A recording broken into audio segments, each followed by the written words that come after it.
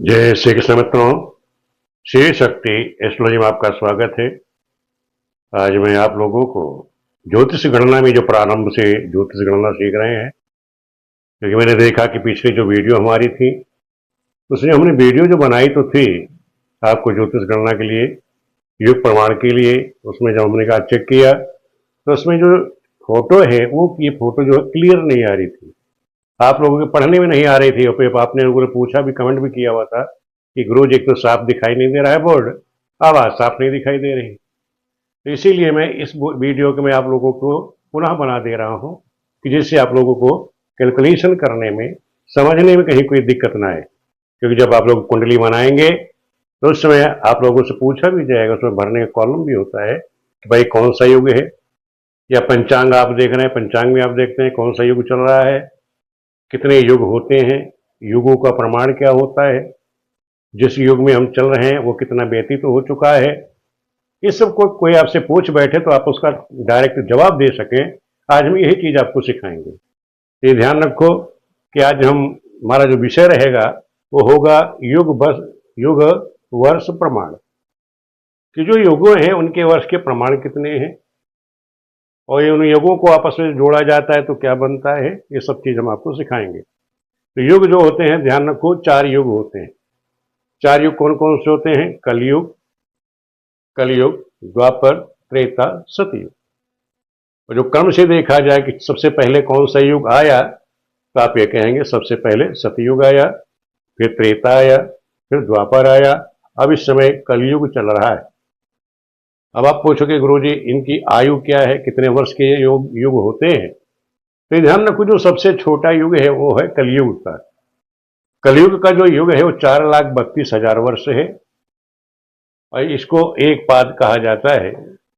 जो आयु है इसकी, महावर्ष की एक पाद आयु होती है। यानी कलयुग को, जो कलयुग का जो वर्ष प्रमाण है, यानी 4,32,000 वर्ष, इसको एक से गुणा कर दीजिए। एक को क्या पाद भी कहा जाता है। एक से जब आप गुणा कर देंगे एक पाद से, तो 4,32,000 वर्ष ही होगा। ये कलयुग की आयु है। कलयुग की अब कितनी हो गई? 4,32,000। जब आप इसी को 2 से गुणा कर दीजिएगा, जैसे कलयुग के जो आयु प्रमाण है 4,32,000 वर्ष, इसको जब आप 2 से गुणा करेंगे, 2 पाद से गुणा कर देंगे, तो ये द्वापर की आयु निकल आएगी। यानी 8,64,000 वर्ष। ये 4,64,000 वर्ष किसके हैं? ये आपके द्वापर की युग प्रमाण है। त्रेता युग, त्रेता युग में क्या है? त्रेता युग जो मैंने बताया, कलयुग की जो आयु है उसको 3 से आप गुणा कर देंगे तो त्रेता की आयु निकल आएगी। त्रेता को 3 पाद से गुणा किया जाता है, इसमें होगा 12,96,000 वर्ष। ये आपके त्रेता युग के प्रमाण आ गए। फिर आता है लास्ट में सतयुग। 4 युग मैंने बताए थे कि कलयुग, द्वापर, त्रेता और सतयुग 4 युग होते हैं। तो जो कलयुग का जो प्रमाण है आयु 4,32,000 वर्ष, इसको जब आप 4 पाद से गुणा कर देंगे तो इससे आपकी सतयुग की आयु निकल आएगी। 4 से जब आप इसको गुणा करोगे तो 4,0,0, 4,0,0, 4,0,0 इस तरह से, और 4 दूनी 8, ये 8 आ गया, और 4 3 12, 12 आ गया, और 4 चौक 16, एक हासिल 17। ये 17,28,000 वर्ष ये किसके आ गए आपके? ये आ गया आपका सतयुग का। तो इस प्रकार आपने चारों युगों की आयु देख ली। इन चारों युगों को आपस में जब मिला दिया जाता है तो एक महायुग बनता है। कितना होता है? एक महायुग। कोई आपसे पूछ ले कि एक महायुग की आयु क्या है, आयु प्रमाण क्या है, तो एक महायुग बराबर हो जाएगा, इन चारों को आप जोड़ देंगे।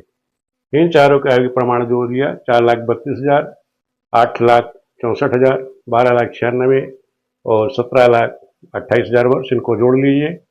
जीरो के जीरो, फिर ये जीरो का जीरो आ गया, ये भी जीरो के 3 जीरो सीधे आ गए, और 8 6 14, 14 4 18, 2 20, 20 का ये जीरो हासिल 2, 2 और 3 5, 5 5 और 6 11, 11 और 9 20 और 2 22, 22 के 2 हासिल 2, 4 2 6, 6 और 8, 8 6 14 और 12, 14 12 26, 26 और 17, 26 17 43, यानी 43,20,000 वर्ष ये एक महायुग का प्रमाण हो गया। यानी एक महायुग कितने का हो गया? 43,20,000 वर्ष का एक महायुग होता है। अब आप पूछोगे गुरुजी, ये जो हमारा चल रहा है प्रेजेंट टाइम में कलयुग है, आप लोगों ने देखा कलयुग में कितने वर्ष व्यतीत हो गए। जैसे पिछली वीडियो में हमने आपको बता भी दिया था, गणना करके सिखाया था कि विक्रम संवत कैसे निकाला जाता है, साकेत संवत कैसे निकाला जाता है, ईसवी सन कैसे निकाले जाते हैं। ये पिछली वीडियो में हम आपको बता चुके, सिखा चुके हैं, उससे आप लोग सीख लेना। अब हम बताते हैं कि आप कलयुग को कैसे निकालेंगे। ये है कि कली संवत निकालने के लिए क्या करेंगे, कली संवत निकालने के लिए जो विक्रम संवत है उसमें 3044 वर्ष आप जोड़ दोगे तो जो व्यतीत जो कलयुग का वर्ष आपका निकल आएगा। जैसे अभी इस समय मैंने बताया विक्रम संवत पिछली वीडियो में आपको बताई दी, 2082 वर्ष इस समय चल रहा है 2025 में।